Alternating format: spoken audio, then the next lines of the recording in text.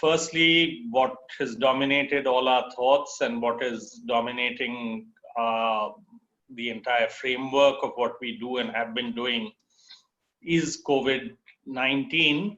But I think in the last month or so, it has also been how we are dealing with COVID-19 and therefore the lockdown.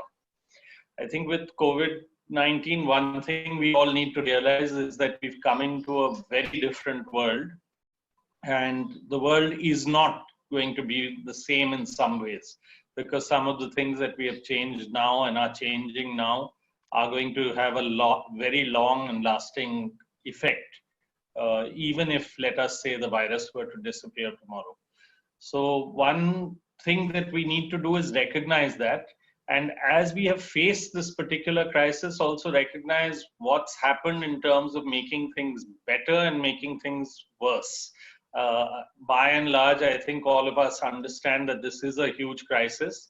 Of course, there is, on the one hand, no particular remedy for the virus that's immediately visible or on the horizon that we know of. There is neither a cure, and there is also no vaccine that is immediately there. But I think it also showed us how inadequate we are to dealing with, in a governance framework, to dealing with a crisis of this nature. And I'll focus on 3 or 4 things. Firstly, tomorrow is International Workers' Day. The organization I belong to, the Mazdoor Kisan Shakti Sangathan, was born on the 1st of May 1990. So tomorrow is actually 30 years of our organization.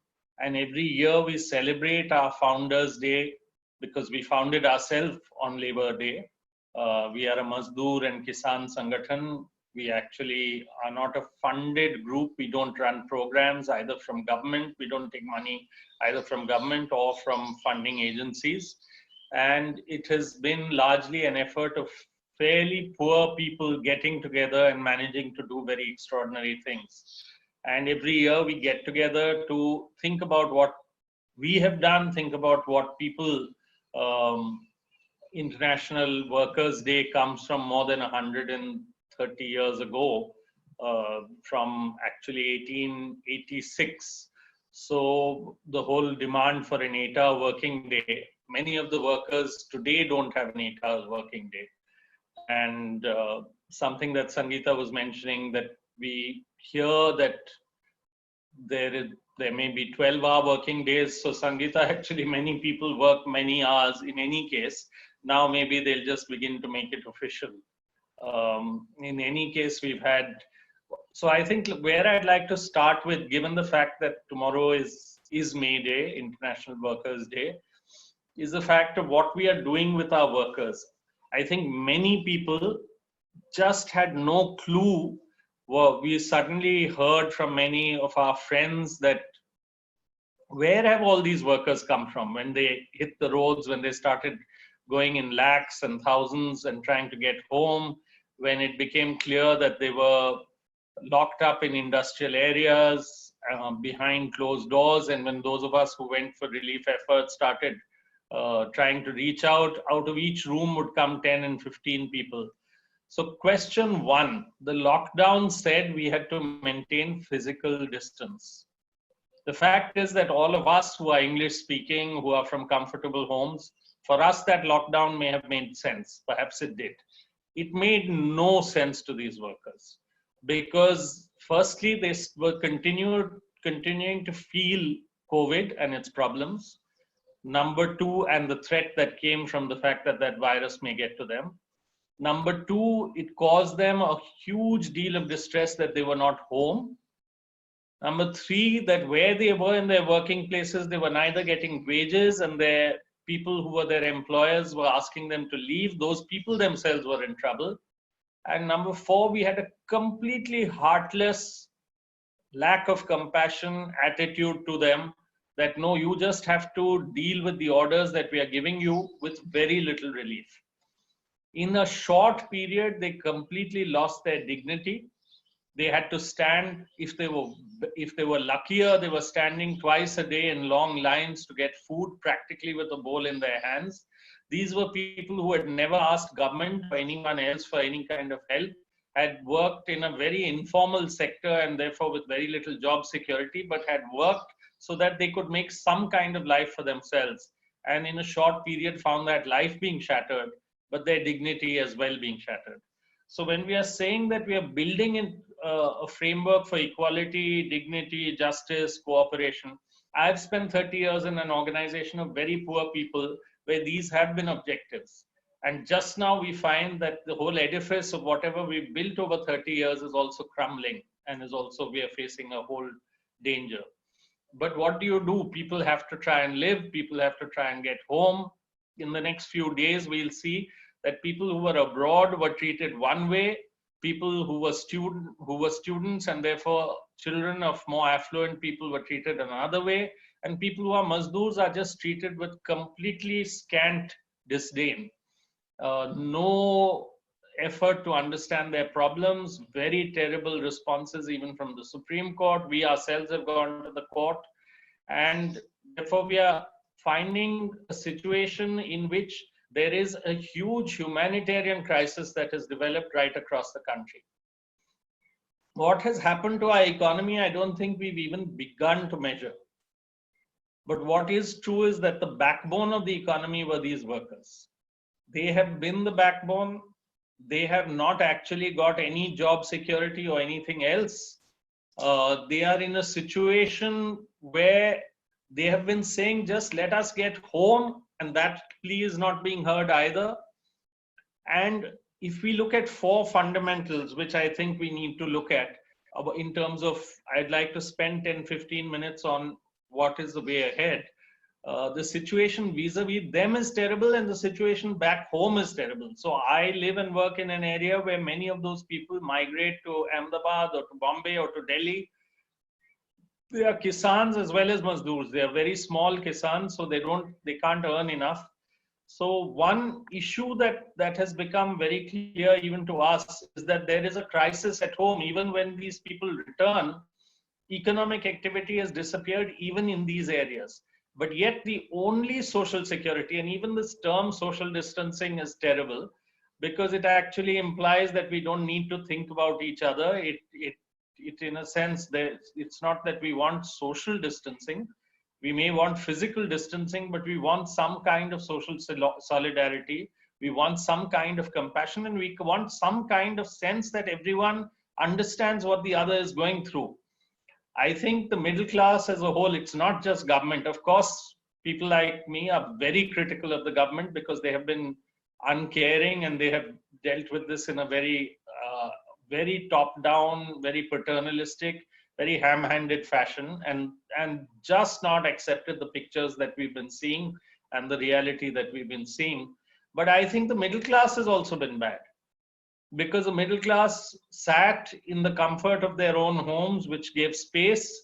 They sat with enough food for them to eat and enough security, and kept saying, but it's very important for us to have a lockdown because we've controlled whatever we have.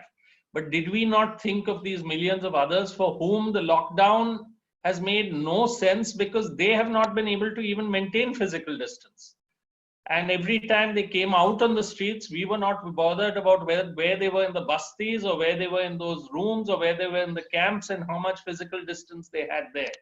So that's something that we really seriously do need to think about. And there's no question of equality or justice or dignity. All of it has been stripped in this short period of time. And we need to ask ourselves questions as a society about what we are doing, all of us, and what kind of pressure we are able to apply or not apply on things that are happening all around us, on things that are happening to large numbers of human beings with whom we work, on whom we have actually had the growth rate, the benefits of that growth rate, and it has not clearly given them even that kind of cushion that they could deal with a 1-month crisis, leave alone anything beyond that. Immediately, what are the issues that we'll have to deal with? Number one, I think, obviously, health is the big issue. We have a public health system that has crumbled. It's clear for all to see. Amongst the people in the administration who have acted well and functioned well, they have had to take over actually private sector health facilities. They have had to see that tomorrow, that if you're planning for a crisis where there are going to be a large number of patients, you just don't have those beds. You don't have the wherewithal. So one of the things that all of us must together resolve is that health has to be a situation where you produce equal treatment for all. Anyone who is an Indian, all lives are worth the same. What we have failed to do in terms of the lockdown, what we have failed to do in terms of treatment of people in a sense of equality and justice, at least in health we must. Otherwise, our fight even against COVID is going to fail miserably. And certainly our effort to say that we are a constitutional democracy is going to fail. The second, I think, and that is going to determine a lot of how we are able to deal with this crisis as it unfolds in the days to come. The second is an issue of food. It's a shame that we have actually 77 million tons of food grain lying in our godowns. We have another 35 million tons that is going to come in. You need only 22 million tons as a buffer. The total amount you distribute in the whole country through the National Food Security Act per month is about 4 to 5 million tons. So we have 20 months of food grain. And yet we are not willing to distribute it, and we are not willing to universalize our public distribution system. All of you who hear me, I think all of us have a duty. The government is just not listening. Very, very big people, big economists, Amartya Sen, the people, Raghuram Rajan, the other people from all different shades have said that food grain should be used, but yet the government seems to want to monetize it. One day it talks about making ethanol out of it so that they can use it for hand sanitizers or to mix in a crashed oil to make petrol and mix in petrol. It's an insane scenario. And therefore, we have the slogan that we've used in the past, in 2001, when there were huge food grain stocks and they were not at the level that they are today.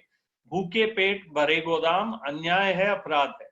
At that time, there was not this kind of crisis, but to have hungry stomachs, and we've had the greatest amount of hunger, it's evident to everyone, and you have your overflowing food grain stocks and you're not willing to distribute.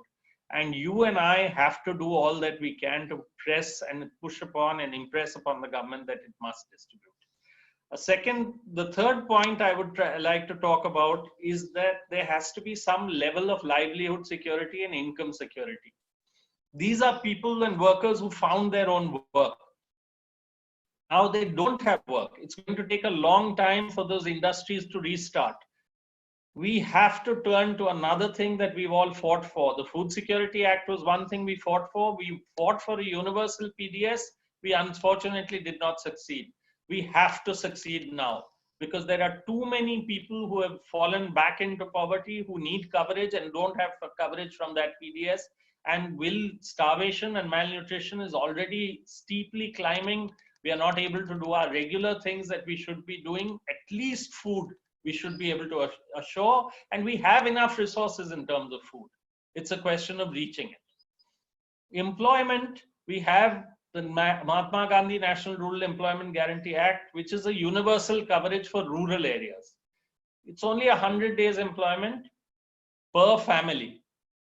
We need to change those particular things. Firstly, the 60,000 crores, we went to the Supreme Court saying, please, as you have directed the private sector to pay wages, deem the workers to be at work and pay them wages, you deem NGNREJ workers to be at work, and you as employers pay wages. That's a way of doing a cash transfer from a budget of 60,000 crores you already have. Nobody listened, not in government, not in the Supreme Court. The Supreme Court said, post this particular matter to 2 weeks after the lockdown finishes. So obviously the crisis that is there here and now, NGNREJ is not being used, even though it's a legislation, not being used for what it was meant for. But we again have to fight for that. We have to fight not only for it being implemented properly, we also have to fight for its expansion so that anyone, anywhere has the fallback of getting public work at minimum wages. I'd like to remind you that even the United States, when it had the Great Depression, had a new deal which was based on public works. Now, how do we do the works? That's something we're going to have to figure out and talk about. And so here I'd like to combine another aspect, which is our human resource aspect. We don't have money. Countries have given 10% of their GDP. The last package in the United States, which was its third package, was $500 billion. Our entire NGNREG is $10 billion. And that's in a regular time, and the extra is not even there. So we have to think out of the box and use the resources we have. So with the state, the resources are the food security and the rations and the food grain. It is MGNREGA, and it will have to be some form of new taxation and a new package that at least amounts to somewhere, if not 10% of GDP, but 5% of GDP, to cover also people with small scale industries, to cover people who have to restart their businesses which are on the point of collapse if they haven't collapsed already, and to cover the millions of people who actually keep this entire economy going. So that has to be done. And one of the best ways to do it is to use our human resources. So to give you an example, if we are saying in rural areas, people should not be crowding ration shops, maybe we can expand MGNREGA and use that labor to deliver, to do door delivery of rations. Maybe we can use MGNREGA in an expanded fashion from beyond 100 days to say that as many days as this crisis lasts, we have a particular second program called a Disaster Management Employment Guarantee Program.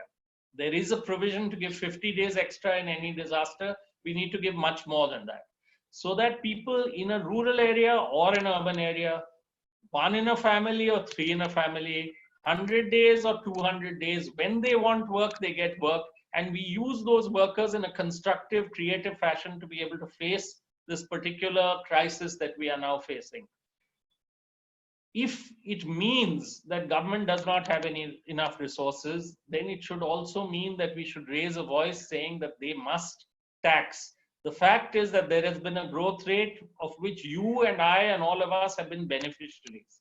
These are people who have been responsible for that growth rate, but they have not been beneficiaries, they've been surviving. There are some others who have not even been surviving.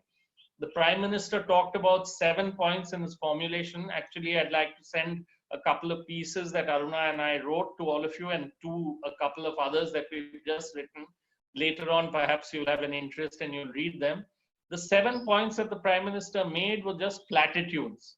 You do yoga according to the Ayush thing, and you take certain kinds of precautions. You look after the elderly. I've said it in one of these sessions before. I don't know how many of you would know that it's the pension for the elderly is 200 rupees a month, 7 rupees a day. How will they survive? Those people survive because their families also now are not in a position to give them anything. And that also covers only 1/3 of the elderly. So actually 2/3 are completely out of this net. So we are going to have to actually use a time when we have much less resources to say that those precious resources must be used for the poorest of the poor, and that we must, if necessary, do a kind of tax. There is hopefully an article that may come out tomorrow in the Indian Express where we said we must take inspiration when Maharashtra passed its Employment Guarantee Act. It was in the midst of a terrible drought in the year 1975. And it imposed 4 new taxes based on people who could afford to pay those taxes, and made sure a dedicated fund was created for running an employment guarantee program that had no restrictions. That was the inspiration for the National Rural Employment Guarantee Act. A lot of us fought for it, but we were all inspired by Maharashtra in 1975. Today, everyone is thinking only about themselves. That's why this final bit in this particular title, which is the question of cooperation and not competition. We have become more and more, this whole business of social distancing seems to be think only of yourself. Don't think, because you don't need to think about society, or someone is out there. Why are they walking together? Why are they sitting together? Why aren't they maintaining distance? Why are they going to threaten the rest of us with the spread of this disease? But they are already being killed and dying because they don't know whether they will get COVID or not. They may well be getting it there, but they are already dying of poverty and these kinds of reasons. So the only way is if there is a kind of solidarity, a kind of compassion, and a kind of cooperation in how we work together. We will have to say that we will have to recognize that this country is not short of resources, it's short of the distribution of those resources. We will have to recognize that actually in the private sector, there are huge health resources. So perhaps today we need to think about nationalizing or taking over those entire health resources, because that private sector is doing precious little to look after people in COVID because they are too scared themselves. And they do not have that kind of accountability, and they will not treat poor people. So we do need to think about one single health system for all, where all the health resources are put together. We do need to think about a form of taxation and resource building so that we can give employment, fallback employment. As soon as there is better employment than minimum wages, people will go there.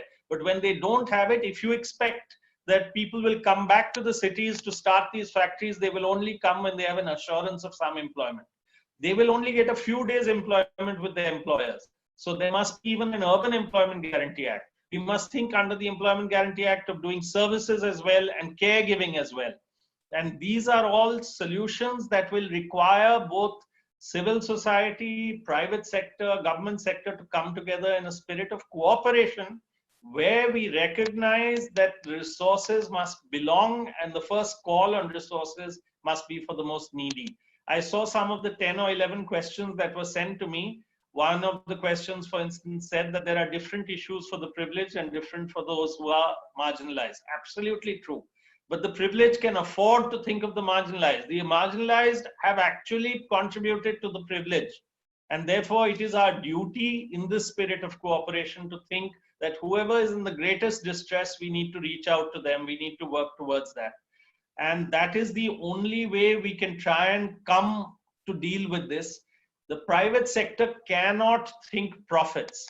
The private sector will have to think in a spirit of cooperation, of the sharing of whatever it does, of being able to break even, of being able to give jobs, of being able to have the efficiency of not actually trying to make more money, but the efficiency of trying to provide people more equitable employment. That for a period of time is going to have to be the way that we go forward. Otherwise, we are going to see a very, very sharp period of strife. Last thing I'd like to say, that it is absolutely abominable that some people have tried to communalize the situation that's existing today. There is no reason on earth for what is happening, what we are seeing on our television screens. If you are a Muslim in this country today, if you are a poor Muslim, you are shivering at every moment. And if we are thinking of the other, if we are thinking of other people as our own country people, it is completely horrible what we are doing, saying, ask the name of a person. They must put an ID card. Do not buy vegetables from them. Do not have them here or there. What are we doing to our country? So at a time when we need to be together to be able to fight it, we are fighting, we are creating battles between each other. And it's a terrible shame, and it is a terrible crisis. So I would like to actually now end this particular period. I want to say one last thing, that one big human resource we have is our state, government servants. I've been going a lot to the Rajasthan government and seeing the work that they've been doing. Government offices are working not at full time. People are being told work from home. But actually, this is the time. You cannot provide food to people or health facilities to people or make the country run by sitting at home.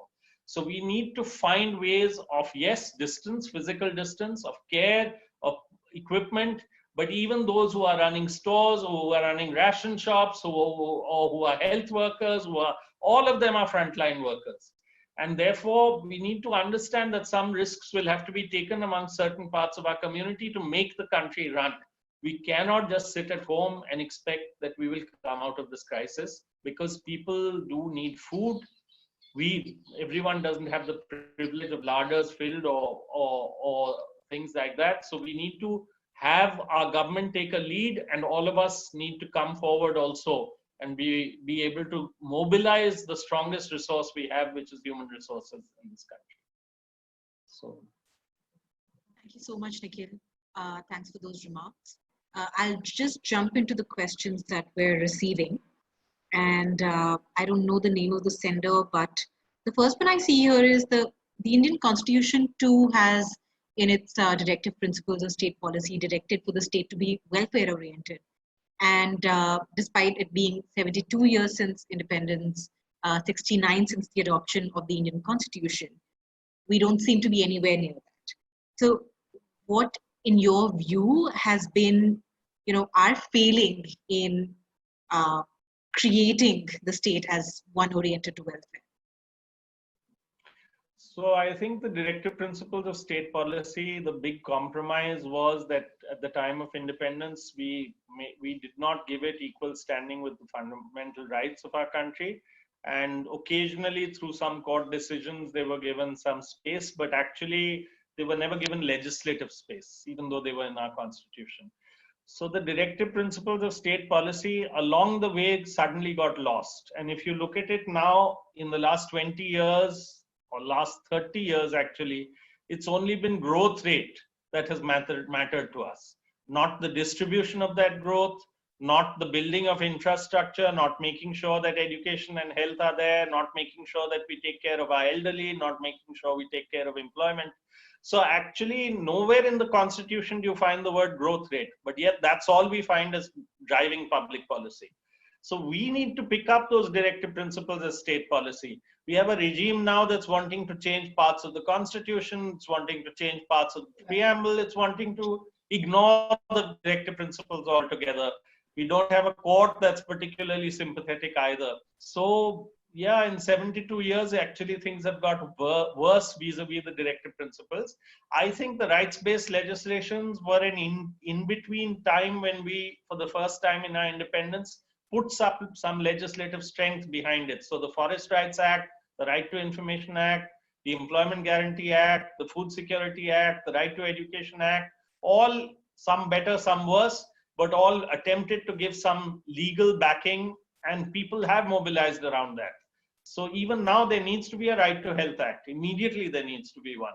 So that's I think it's absolutely true that we've forgotten it.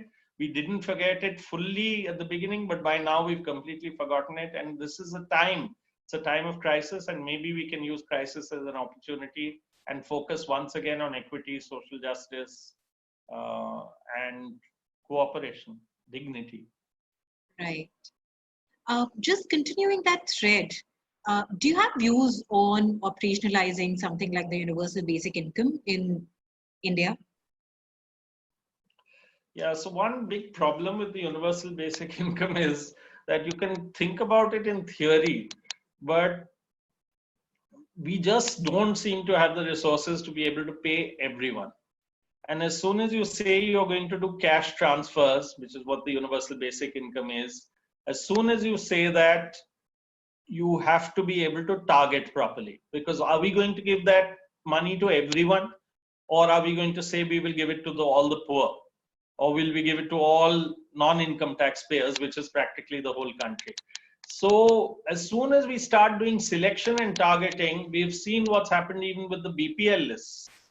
So it's impossible. That's why, to our mind, we should universalize food security. We should make sure everyone has enough to eat.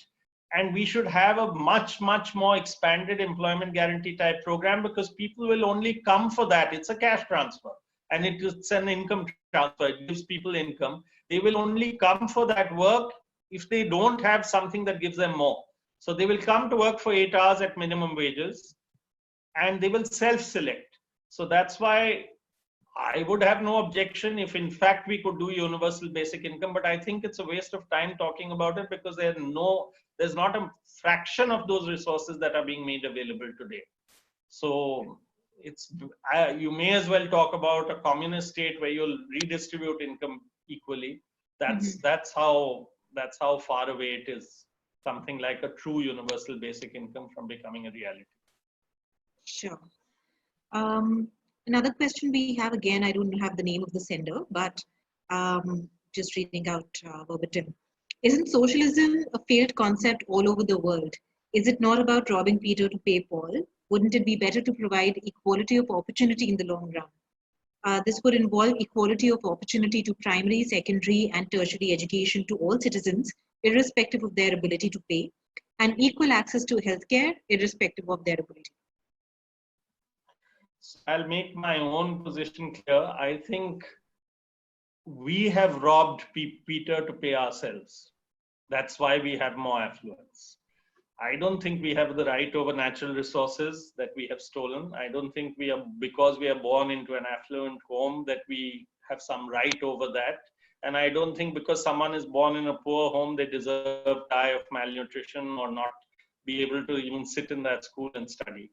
But let's leave that question as an agreement to disagree. I mean, I believe that equality and equity means the redistribution also, or much less inequalities. Every year we are actually increasing our inequalities, and the Oxfam report, which everyone should look at, is a frightening report of what's happened to the country. But if socialism is a failed concept, capitalism has totally crumbled. And I'd like to see what answers capitalism has today. Capitalism, if you look at it, or globalization, or the economy that we've said that we've had till just now, as soon as this collapse has taken place, where are they turning to? And you will see in the days to come, to the state. So suddenly those enterprises, and it's good reason they do have to turn to the state, because how else can they survive? They have to turn towards, any enterprise has to turn towards the state. And so what has happened? Suddenly they want the socialism of the economy for themselves. In other words, they want to take and borrow from the state and be supported by the state. But when they were making money, they were not willing to share that bit of resources. But even that, let's leave aside. That's my point of view. Some of you may agree, some may not, and maybe we need to have longer discussions around that. But equality of opportunity, what have we done for 73 years? We have an education system that is one of the most unequal in the world. Even capitalist countries only have one public, the real term public education system. All their kids go to the same school. And we have created this class difference in schools, and then we keep mouthing that we want to do equality of opportunity. What kind of equality of opportunity? So yes, I say to those who say that we believe we should create equality of opportunity and then have merit come into play, certainly do it, but do it by making all schools equal first. Spend your life doing that. And then say that, are you robbing Peter to pay Paul?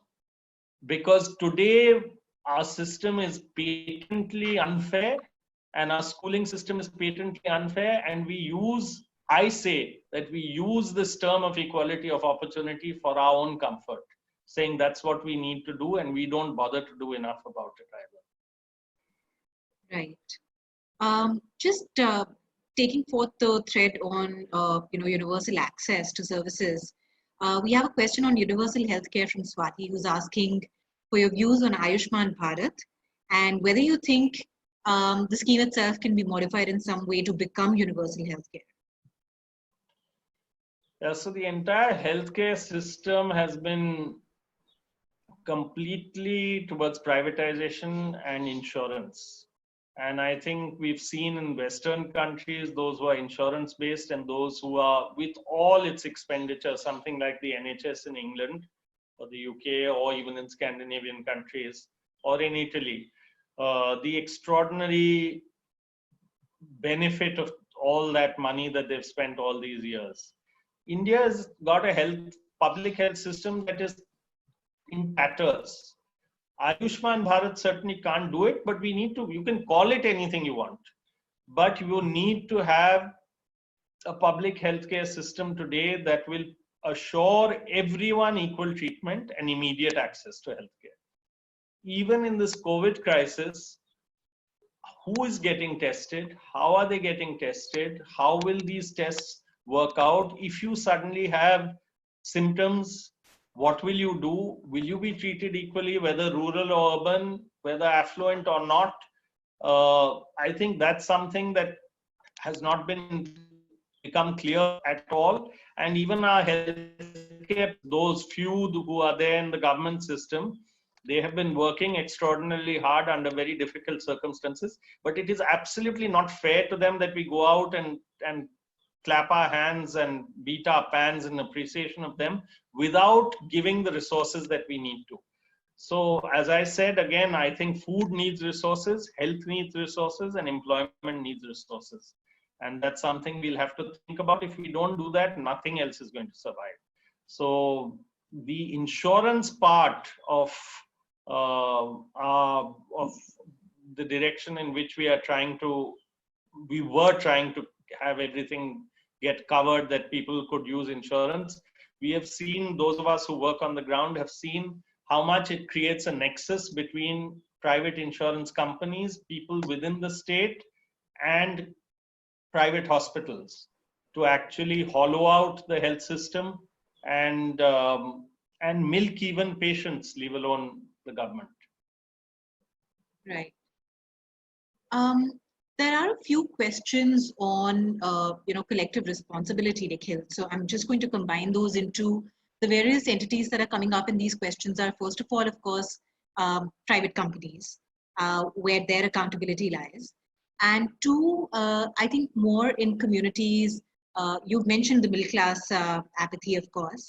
And there's also the idea of perhaps creating local funds, which constitute funds donated by people in specific localities and ward committees, which can hence go towards the welfare of people within those communities who need those funds.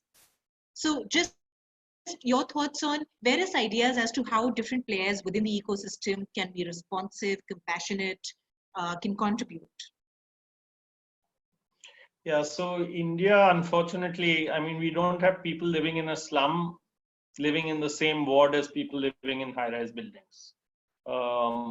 So if we want local management, at least we must put equal resources with each local management unit. I think, for instance, it's a great idea. Kerala has tried to do it and done it quite well, actually. Kerala is quite an extraordinary example, and it's not from socialism or anything else. It's just from a tradition of cooperation and society working together, that they have managed to have panchayats deal with their area.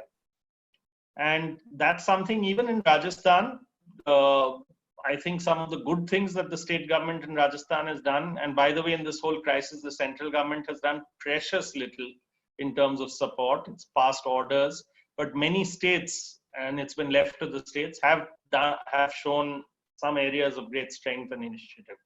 So if you can break units down to panchayats or even wards within the panchayats or in urban areas within ward areas, that will help, but you must make equal resources available to all of them. And one of the resources I think that can be made available is human resources, but another is also monetary resources, health equipment, enough food. And there, the fact in Kerala is that they did give resources, and they did have their neighborhood groups actually play a very big role of making sure that every home was properly tracked, that food was there in every home. And Kerala, by the way, had a 2,000 crore package, whereas it's itself a very cash-starved. So it did make a package available no matter what the conditions, and they delivered stuff. And you should see the difference between their packages and many other states and their packages that went to every home in a universal form. So when you face that kind of crisis, actually the state has to lead. And the state has to lead by treating every neighborhood equally. And if people are contributing, they cannot have this idea that, okay, my set of flats is what I will look after. That is not, to my mind, cooperation. That is not either decentralized functioning. Because those who are more affluent or those who have better resources have to be able to think of at least sharing those resources with other such units which are not as well off and cannot up from amongst themselves. Where do you expect a slum to be able to draw resources for itself? It can draw human resources, but it can't draw other resources. So I think, yes, it is a great idea. It will be necessary for us to be able to do things in a more decentralized fashion, to be able to learn from each other, to be able to give local initiative a lot of space, but resources will have to be equally distributed for that, made available. Right. Next, we have a question from Isha. Do you think in the current crisis, we'll see some kind of an uprising or food riots in the coming days or time? Yeah, it's already taken place in a lot of places. It's not as evident because actually, um, so we have seen many signs of this just at the verge of food riots and almost like food riots. And yes, we will have uprisings. We have already had uprisings of people who are angry, and we have seen many incidents when people have been standing in line for food, or people who, there is a network. There are two bits that I want to talk about. Actually, I forgot to talk about them. There is a network called SWAN, Stranded Workers Action Network, which has talked to some 15,000 people who were stranded, and through a network of about 100 individuals. They on the phone kept contacting them, giving them little bits of money to survive, trying to connect them to NGOs and to organizations and to the government so that they got food relief. And all these are all stranded migrant workers. And about 90% have received no aid, no help. Many of them had just 300 rupees in their pocket, who didn't even know how they would get home. They were in a very big crisis and they were very tense. So we are not very far actually from, and we still have been surviving actually on our past stocks. We have an economy which is at a standstill, and as these stocks will disappear and our cushions will disappear, if we are not careful about making sure that we do provisioning for everyone, people will have no alternative. And yes, uprisings will take place. And I don't think, I mean, I think people do need to come out and do need to, we are under a very autocratic framework just now, but hunger is something that will drive people regardless. Right. Nikhil, do you think that in the entire scenario there has been significant corruption, bureaucracy, red tapeism, just impacting how whatever relief package has been announced by the government? Do you think that that has been a major factor in relief not really reaching populations, or is it fundamentally flawed? What the implementation? I mean, relief is the fact that you're not distributing your food grain stocks is fundamentally flawed. It's a crime. It's a criminal decision not to do that, to hang on to those food grain stocks. You've given it only to 65% of your population, and that too at 2011 population figures. So that just speaks for itself. And that's where the large stocks will come from. After that, of course, there's fraud. So we began our work in 1987 in a little village in Rajasthan, when there was about 5 years of continuous drought. And we saw that those are moments when people, unfortunately, take advantage of people in vulnerable situations, and they make their money. Fine Arts book of Everybody Loves a Good Drought is basically that, is how the system milks aid and relief. I want to say we've come a long way from there. So let's say in Rajasthan, where we've had the right to information movement, it's been extremely useful now. So we have, I'll send you all a video which will give you an idea of how that works. We have today a system where the state government has set up a system where the booth level officer and the panchayat and the secretary and the sarpanch are part of a committee.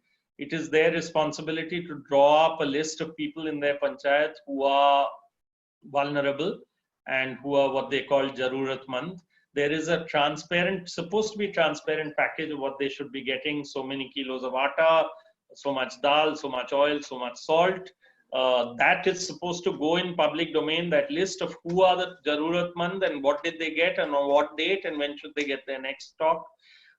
Every little bit of ration transaction, even though they've taken away because that biometric just doesn't work well enough. So to prevent starvation, biometric requirements have been taken away, but you can see exactly how much was distributed yesterday in which shop. And that's transparent. And that transparency is not reaching the people fully yet, but it is reaching many groups. And then there is a complaint system which is transparent. So anyone calling this number 181, their complaint, yesterday there were 40,000 calls on 181. And we have been constantly tracking to see how many are turned away and cannot get through. And when you get through to 181, then that number, whoever is called 181, that number is in public domain. And then there is a system to make sure that in 48 hours, that group goes and visits them, that booth level officer and others, services their complaint, and writes whether what they have done, and then based on their writing, there's another person who calls them to say, are you satisfied or not? This is all in theory. Now we are tracking that, and we see that actually the response time is within 24 hours because you've decentralized that response. And you put it in public domain so we can track it, and we can see where things are going better or not going better. So it's not perfect, but we've come a long way from that 87 route when we came, when everything was hidden. Out of hiding the muster rolls is where the right to information battle began. Show us the muster rolls. Now all that is in public domain, and it's a question of us being able to disseminate that information, and in these very trying, undemocratic circumstances, be able to fight battles after that. Right. So turning our attention to workers now, Nikhil, Sangeeta is asking, where does this crisis and the economic collapse leave the workers now in terms of their power to negotiate and bargain? Has the balance of power tilted more heavily towards the employers? Yeah, it has, absolutely. But I think the employers themselves are in a crisis. So I don't think we have properly evaluated. There's no question the poor are just shattered. The workers are shattered. The workers, all of them, I think this lot who we've seen, who are the industrial workers, actually never really depended on government. They just took off, left their villages, came, worked, and worked jolly hard, and worked much more than 8-hour days, and lived in very difficult circumstances, but earned enough to make a little more than minimum wage and make some kind of life for themselves, where they could build a house and provide some form of education for their children and build a family. That is collapsed. And now they are scared, they are apprehensive, they want to get home. And I don't think many of them brought their families with them also to live in little bastis. I think that's going to not happen. They're going to leave them behind, even if they come back. And it's going to take a lot of security to bring them back. And it's going to take a lot. Their bargaining power is nothing. People will tell them, come and work for 5 days if you want. So as they get hungrier, it's going to get more desperate. And as they get more desperate for work, it's going to be a very difficult situation. I don't think we have in modern economic times even begun to understand the impact on our economy. And I don't think, and therefore even the employers, I mean, the employers themselves, from all the small businesses that we know who we've been talking to, their own future is very, very precarious, and they also think government is going to give them some package, but government didn't give them packages even now. Government just told them pay your wages. Right. So yeah. So with that said, what do you think will be the future of migration-driven livelihoods, both interregion, international?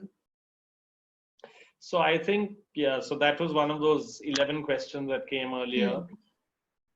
I think number one, what we have seen is that those who have returned after many years, in fact, for the first time in our 30 years, we have seen suddenly people valuing the little bits of land they have. And I think a couple of people have written about that. Actually, the sector that's functioned best right through this period is agriculture. They did not stop their work. The mandis have not functioned, but they did their harvesting, they've got their crops, and if there's been any productivity at all, it's been agricultural productivity. And the poor who are returning to their homes, the workers who are returning to their homes, are returning because they know thodi bahut kheti hai, and maybe even in those who are landless think that they have things that are dependent. They may have a buffalo, they may have something else agriculture related. So I think there's a much greater, they were all people who had complete disdain for agriculture, but they seem to at least temporarily have come back with this idea that जिस पे जिएंगे वो अपने खेती पर तो जिएंगे, तो थोड़ी बहुत है. So I think before they migrate the way that they have in search of, a higher income, they're going to think many times, and I think they will invest more in their whatever they have where they are, including their land and including in agriculture. I also think that this is a time when many things can change.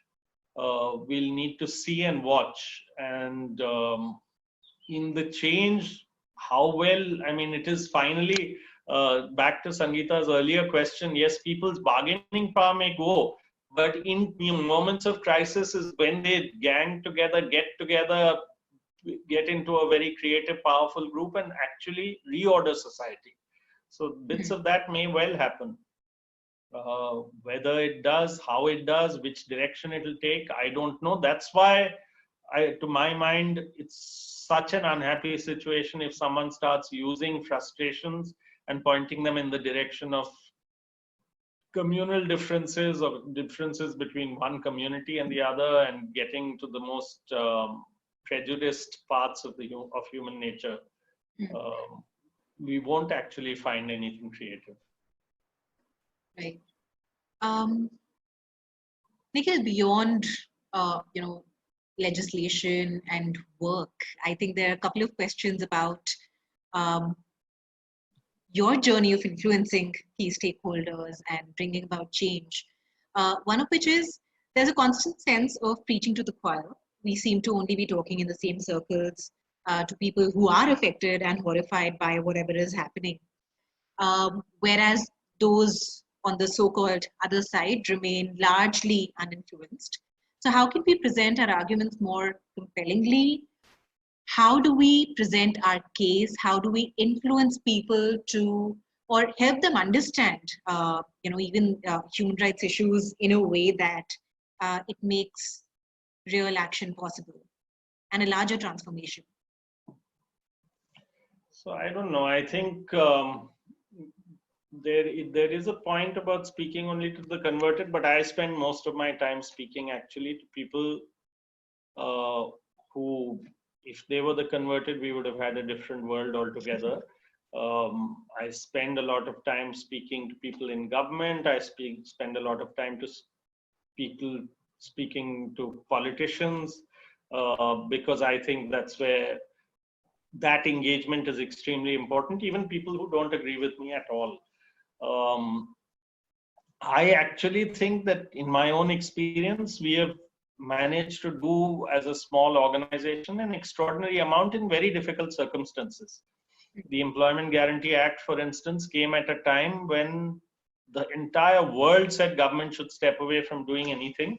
And yet India, in the middle of that neoliberal globalization framework, passed a law that said guaranteeing employment in a country like India for 100 days, an incomplete guarantee, but nevertheless a very significant one. The right to information was passed in the tooth of, with people completely unhappy, the bureaucracy completely unhappy about it. And both those laws have actually worked. And it's not like we are some super powerful people or with huge political parties. And it's not that people agreed with us. In fact, when we first raised the right to information question in the early 90s, people would laugh at us. But there was a logic to it, as there was a logic to the Employment Guarantee Act. There's a logic, I think, to what I'm saying with many of you. And if you disagree, we can certainly take that discussion further. But if you agree, it's a question not of talking to each other, but of trying to get things done. And in getting things done, it means there are innumerable ways. One RTI question. So the last time I also spoke to a group like this, I had said that everyone should file at least one question and we should get together. And there was a campaign I talked about, use RTI, demand accountability. So if we all start thinking of one question beyond ourselves for some public issue, that itself will start getting us into trying to change things. And let's do it our own way, in ways that we agree, ways that we think are in consonance with our values. And we'll be surprised at how much of an impact that has. And we are, all of us, actually far more powerful than we give ourselves credit for. We should not be, but we are. Those who are English speaking, those who are more affluent, can have a big impact. And I think we have a kind of cynicism ki kuch bhi nahi hoga, and I think that's a luxury we can't afford. And just for the young people who are attending this, wondering how, when you're working to get the state to do its job, the media, the courts, and all of these are very difficult things to do. How do you keep yourself going in those situations of it looking very, very bleak very often? Yeah, so the media has been a very downhill kind of journey, and the media in India, unfortunately, is free but not independent. It's completely corporate controlled, and therefore it reflects only one kind of worldview. Social media is also controlled by people who have money. So media, and that's why what you said earlier, that you know we see that we have one view and the other view is something else. Actually, it is a very put on view, in my opinion. If we did not have this kind of uh, in a sense choreographed media that just keeps ad nauseum repeating the same kind of uh, set of lies or set of views over and over and over again, and creates this terrible atmosphere, whether it's television or whether it's many other things. Um, Politicians have been a very big disappointment, in the sense, I think individually there are many of them, they all work extraordinarily hard. Um, but even now, I think the fact that they do not actually meet the needs of a vast majority of our people, and we are unable to get them in our democracy to connect with people and feel that they have that kind of connection. I think that for me itself is a very big question. I believe very strongly in the electoral political system, but I believe we need to be a far more participatory democracy.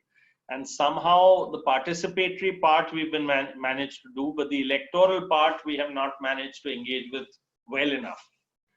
We have managed more than many others, but we have still not been able to engage with it well enough. What keeps us going is that you just have to spend one day amongst people, and that's what got me into this work. That's what would drive me. It's extraordinary where they find their energy, their sense of humor, their survival from. And there is no doubt that all of us live as comfortable lives as we do because of a lot of effort they have put in, whether it is in fields or whether it is in factories or whether it is in many other places. So I think that their predicament and their plight, and most of them are really trying to just lead an honest life and get some level of basic services, basic facilities from life, not even from government. Um, and I think that's something, I mean, we've not been equal to the task of being able to even conceive of what can be done given the circumstances and constraints. I can sit and make up a plan, but how do I get that plan into place is a big struggle. So I think at least people like me have taught ourselves that even the small victories are very big ones, and then suddenly you find that bigger things have happened, but you have to just keep at it. And I must admit, actually, this COVID period, because of all of us have been dependent on people getting together, social distancing, even if the whole world thinks otherwise, there are huge numbers of poor people or working people who you can feel a sense of solidarity with. That has been constrained by this so-called social distancing, and it has certainly made even people like me, who generally have a fairly positive outlook, feel quite despondent from time to time. But you have to keep at it. Right. So on that note, Nikhil, we'll close the session. We're past our time. Thank you so much. This was extremely insightful. And, everybody that was here, I think there was a richness to the discussion with all the questions that came in. And thanks to you for taking the time to, talk from what you really have been seeing in your work at the grassroots. So we'll close the session with that. For our audience right now, we hope that you'll also join us for the next session. We're hosting it this Saturday with Dr. Ramanan Lakshmi Narayan, who you might have been seeing talking about the COVID crisis and the public health system for the past month. If you will receive the link to that session in a follow-up email, as well as a feedback form, we'd love to have your thoughts on how these sessions can be made more meaningful for you. So do fill that in for us, and we hope to see you soon. Thanks again, Nikhil, and congratulations on the organization's anniversary tomorrow. Um, your work makes us very, very hopeful. Thank you for all of what you do. Thank you. I'll send some stuff for reading and one little video. Someone please remind me. Yes, we'll remind you and we'll send that along to all the attendees in the email. Yeah. Thank you. Thank you. And do send me everyone's email ID so maybe I can also send. Absolutely.